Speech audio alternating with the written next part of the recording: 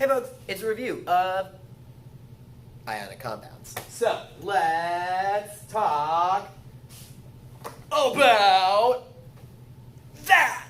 So, we're talking about ionic compounds. And one thing we gotta know about them is they are made of positive and negative ions.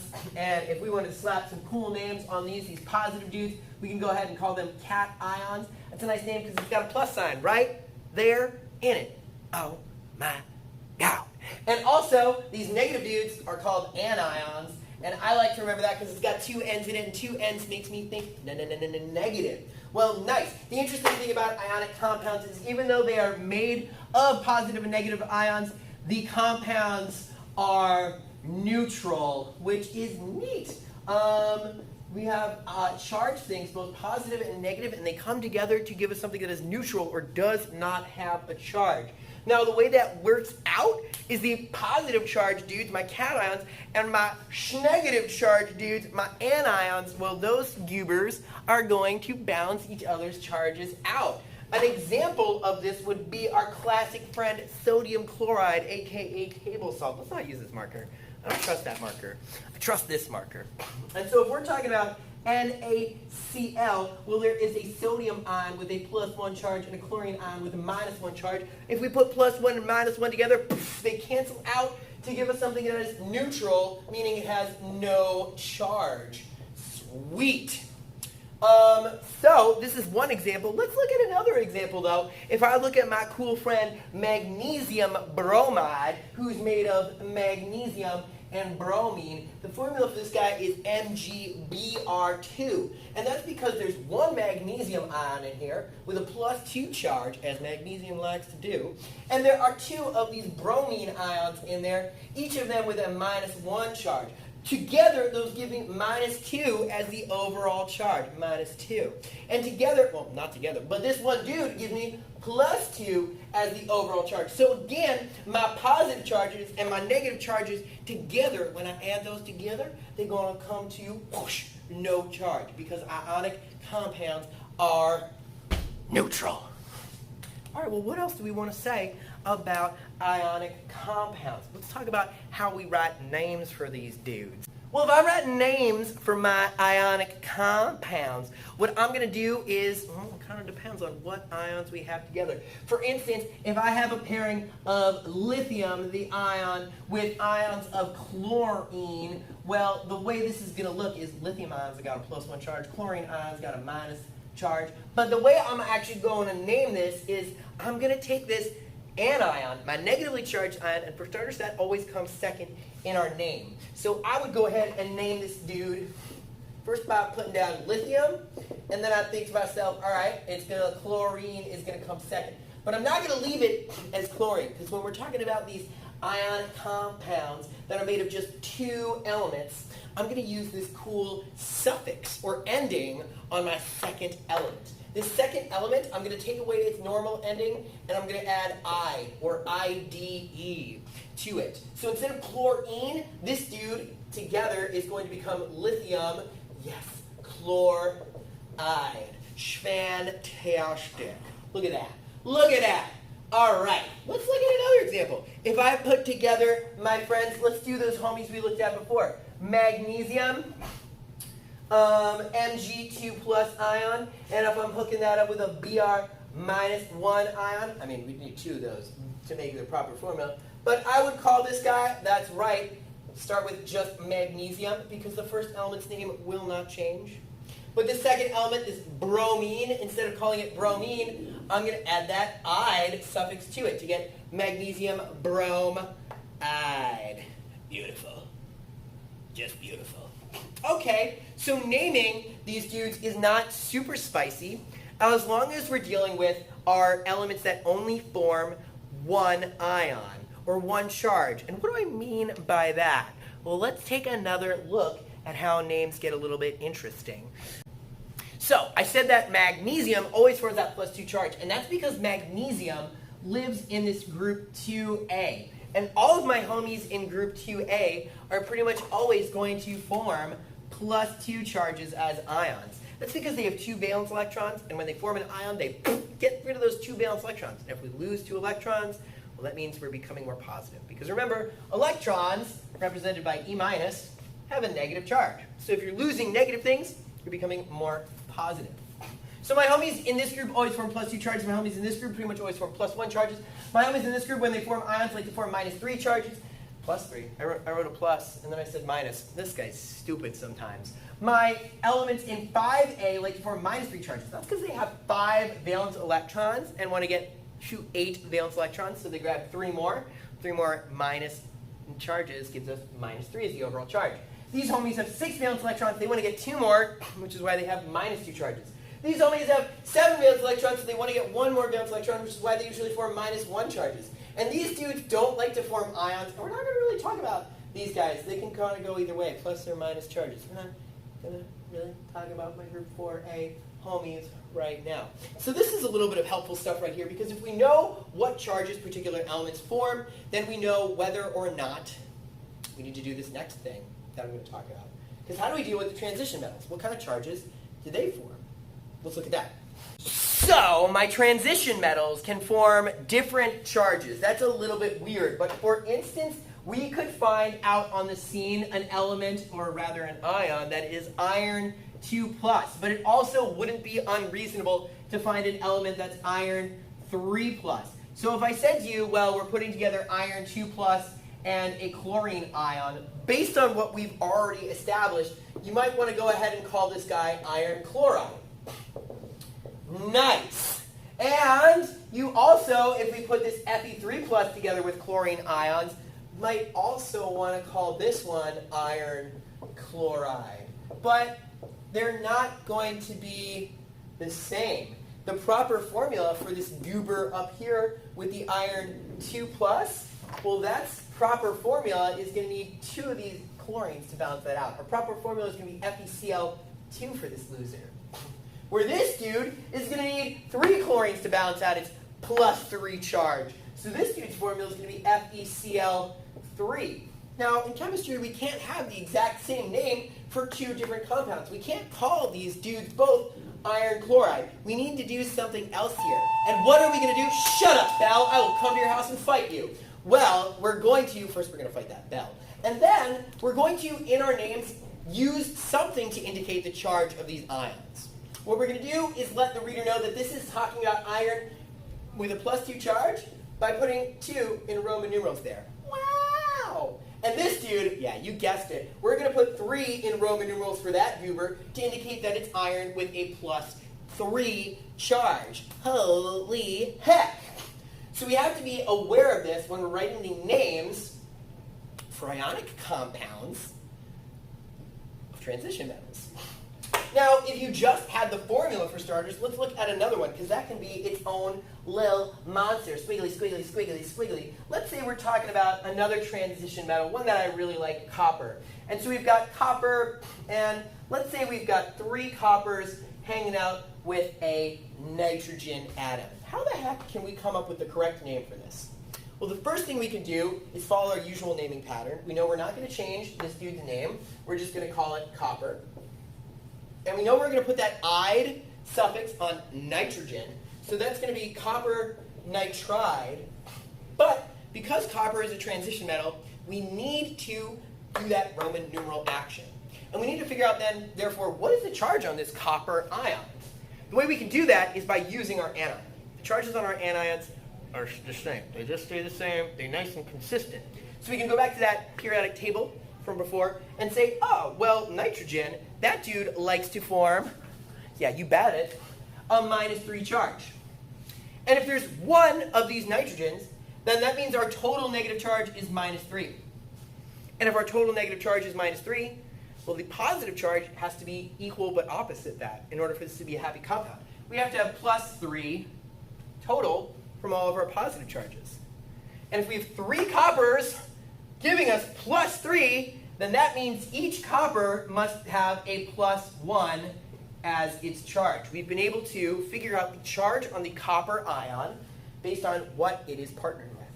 So now I can finish my formula over here. I can say, oh, well, it's copper with a +1 charge, or a Roman numeral for 1.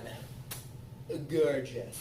Let's look at one more example, but we'll go the other way from just a name, and we'll write the gosh darn formula out for that goober. So, let's say we're talking about, ooh, I like chromium, so let's get some chromium in the mix. Let's say we're talking about chromium 3 oxide. Well, what I'm going to do to come up with the appropriate formula for this dude is the first thing is write the symbol and charge for each of these ions. So I can reference my periodic table and find chromium. And because there's this 3 in Roman numerals after it, I know that this chromium has a charge of positive 3. Chromium is a metal and will therefore form a positive charge, or a cation. Oxide, on the other hand, is the ion of oxygen, and I can look and see what group oxygen is in to determine its charge. Oxygen lives in 6A, and those dudes like to form -2 charges. Well, there's 2 ways for me to go about doing this at this point. I need the charges on my 2 dudes to balance out. If I just put 1 chromium with 1 oxygen, that won't work, because +3 and -2 do not add up to 0. So I need to figure out how to make it so they do that. And a common strategy that is used in the chemistry land is called the criss-cross method. So I will take the charge on one of my elements, and I will criss it, and I will take the charge on my other ion, and I will cross it. Now the result of this is my chromium should get this 2. That 2 should cross over to be with the chromium.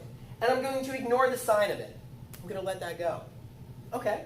Now my oxygen should get that 3 crissed over to it. That 3 got crissed, the 2 got crossed. This should be the correct formula of this compound. And we can double check that that makes sense. If I has myself 2 of these chromium ions, we said they both have +3 charges, well that adds up to +6 total. And if I got 1, 2, 3 of these oxygens, as this formula indicates, well that's -2, another -2, another -2, that comes up to -6 total. +6 and -6 add up to 0. Sweet. This is the correct formula for my chromium oxide.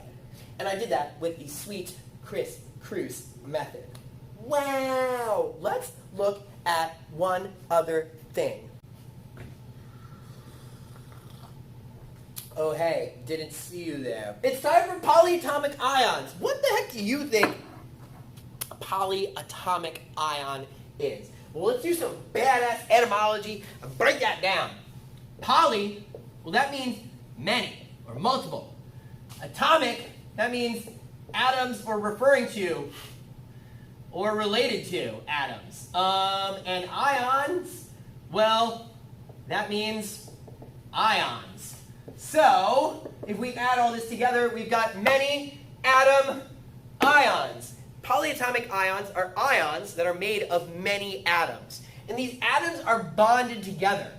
The atoms in polyatomic dudes are bonded together by what we call covalent bonds. Nice stuff. If you're just learning about ionic compounds, you may not have learned about covalent bonds yet. But they're beautiful things. And they'll be covered in another video. And have been covered in another video. I don't know, check the description below or something. So, neat. We've got these polyatomic ions. They're atoms bonded together by covalent bonds, but they still have charge. So examples of these, let's look at a few examples. Common ones are like my dude CO3 2-. This is a carbon bonded to 3 different oxygens, and altogether, this whole bad mamma jamma has a -2 charge. Another example who I'd love to use in a practicey thing would be NO3 minus, this is a nitrate ion. This is nitrogen and 3 oxygens bonded together, and overall this dude has a -1 charge. Let's put some names with these. This is my bro carbon-8. This is my bro nitrate. And let's add one more in that I like. If we have phosphorus bonded to, wow, 4 different oxygens? Spicy. This dude likes to form a 3- charge. And yeah, homie's name is If you said phosphate, yeah, you're right. It's phosphate. Now, I'm not going to go super hardcore into polyatomic ions right now. There's a lot that we could say about them. But what I want to cover is how to write formulas with polyatomic ions and names for compounds with polyatomic ions. Names ain't too spicy. Whoosh, whoosh. If I put together some lithium ions with some nitrate ions, I could do one of each because the plus is going to balance out that minus on a nitrate. I would just go ahead and call this boy lithium nitrate. Not too spicy. Very similar to how we previously were naming our ionic compounds. We're just going to follow that same pattern. If I had some iron with a 3+ charge, and I put that together with some carbonate ions, CO3 2-, well, I would call that dude iron. I have to put that 3 in parentheses so that the reader knows we're talking about iron with a 3+ charge and not a different ion. But this would be iron carbonate. Not too spicy again. I name metal, I don't mess with its name, and I name an ion. Not a spice. Where things do get spice is with writing the formulas. Let's go ahead and write the formula for iron carbonate. The correct formula, and we'll do that cool criss-cross system. So we'll take my +3 and I will criss that over here. That's already kind of weird. You might be confused, what number do I grab here for the cross? We're not going to mess with this lower number. The subscript is not to be messed with. If we mess with this, it has to be CO3 for it to be carbonate. If we change that, it's not carbonate. The crisscross occurs with these charges.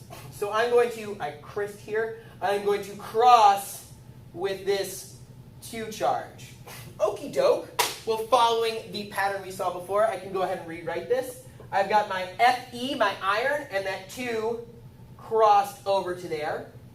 And I've got my CO3, and my 3 crissed over to there. Now, this formula that I've written kind of sucks. Take a second and ponder why that is. Yeah, so if we read this, it says that there are 2 irons, 1 carbon atom, and 33 oxygens. And that's not cool because we're talking about iron with carbonate. And CO33 is not carbonate. Carbonate is CO3, carbon bonded to 3 oxygens. We need to somehow change this so that it reflects that there are 3 carbonate ions, not carbon bonded to 33 oxygens. And the way we're going to do that is pretty simple. We're going to grab a purple marker because purple is a great color. And we're going to slap parentheses around our polyatomic ion. What this does is it says, hey, all this stuff in the parentheses is attached together. And the number outside the parentheses, that tells us how much of them we got. So this now says, hey, there are 2 iron atoms. There's carbonate, CO3. And there are 3 of those carbonates. Let's do a double check and make sure that this works out. If we have 2 of these irons, we said the charge on each iron is a 3+. So 3 plus 3 gives us +6 from those 2 iron ions. And if we have 3 of these carbonates, well, each one of those dudes has a -2 charge.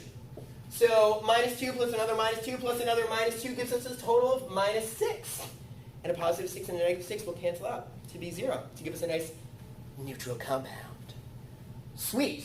So when we're dealing with polyatomic ions and writing formulas for them, it's important that we don't change the actual formula of that polyatomic ion itself. We need to use parentheses so that we can say, hey, I have a few of this polyatomic ion, not changing the formula of that polyatomic ion. This has been a super quick overview of ionic compounds. If you have additional questions or want to see additional comment if you want additional content in another video. Until then, keep sipping coffee and, keep sciencing. Oh, wait, what's my sign off? Ta-ta, and have a great rest of your life.